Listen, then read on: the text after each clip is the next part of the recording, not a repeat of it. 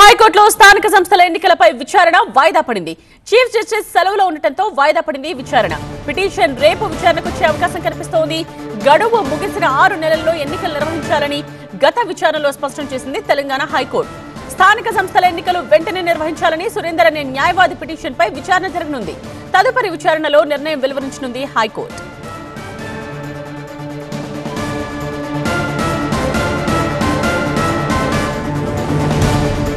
High court విచారణ తర్వాత పంచాయతీ ఎన్నికల షెడ్యూల్ ప్రకటించే అవకాశం ఉంది. 3 దశల్లో ఎన్నికలు నిర్వహించాలి అనేది ప్రతిపాదన. రేపటి కేబినెట్ భేటీలో ఎన్నికల తేదీలను ఖరారు చేసే అవకాశాలు కనిపిస్తూ ఉన్నాయి. మరోవైపు ఇప్పటికే రిజర్వేషన్ల జాబితాలపై పునః పరిశీలన పూర్తయింది. రిజర్వేషన్ల జాబితాను జిల్లా కలెక్టర్స్ ఇవాళ విడుదల చేస్తారు. అన్ని జిల్లాల గజెట్ ను పంచాయతీరాజ్ శాఖ రాష్ట్ర ఎన్నికల సంఘానికి పంపనుంది. 4 రోజులుగా జిల్లాల వారి రిజర్వేషన్ల ఖరారు ప్రక్రియ నడుస్తోంది. ఆర్టీఓలు, ఎంపీడీఓలు పునర్పరిశీలించిన రిజర్వేషన్ జాబితాలను కలెక్టర్స్ ఓకే చేస్తున్నారు. ఇక ఇవాళ 31 జిల్లాల కలెక్టర్ల నుండి రిజర్వేషన్ జాబితాలు విడుదల కానున్నాయి. అన్ని జిల్లాల గజెట్ సమాచారాన్ని ఎస్ఈసికి పంపనుంది పంచాయతీరాజ్ శాఖ.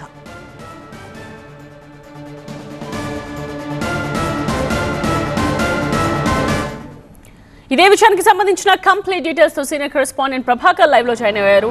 సో ప్రభాకర్, ఏం జరగబోతోంది? హైకోర్టులో స్థానిక సంస్థల ఎన్నికలపై విచారణ ఒకవైపు వాయిదా పడింది. సో పార్టీ పరంగా ఎటువంటి నిర్ణయాలు వెలువడనున్నాయి?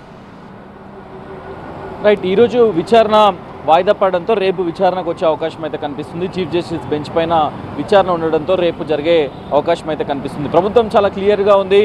ఇప్పటికే నోటిఫికేషన్ షెడ్యూల్కు జారీకి సంబంధించిన అన్ని ఏర్పాట్లను కూడా పూర్తి చేసింది. ఎన్నికల సంఘానికి అందించాల్సిన గెజిట్ నోటిఫికేషన్లు ఈరోజు సాయంత్రానికి కూడా అన్ని జిల్లాల కలెక్టర్ల నుంచి వస్తాయి. ఇక 50% స్లాబ్కు అనుగుణంగా రిజర్వేషన్లు ఖరారు చేయాల్సి ఉన్న నేపథ్యంలో జివో నెంబర్ 46ను గవర్నమెంట్ జారీ చేసింది. సో జివో నెంబర్ 46 ప్రకారం 50% లోపల రిజర్వేషన్స్ని ఇవ్వడానికి ప్రభుత్వం ఆదేశాలు ఇచ్చిన నేపథ్యంలో డిపిఓలు అట్లాగే కలెక్టర్లు 50% లోపలనే రిజర్వేషన్స్ను ఖరారు చేస్తూ ప్రభుత్వానికి గెజిట్ నోటిఫికేషన్స్ ఇచ్చారు. ఈ గెజిట్ నోటిఫికేషన్స్ అన్ని సాయంత్రంలోగా రిలీజ్ అవుతాయి. వీటన్నింటినీ కూడా ఎస్ఈసికి ఇవ్వనున్నారు. ఇక ప్రభుత్వం కూడా హైకోర్టులో దీనికి సంబంధించిన వివరణ ఇవ్వనుంది. పూర్తి స్థాయిలో ఎలక్షన్స్ కావాల్సిన అన్ని ఏర్పాట్లను పూర్తి చేశాం, రిజర్వేషన్స్ను ఖరారు చేశాం.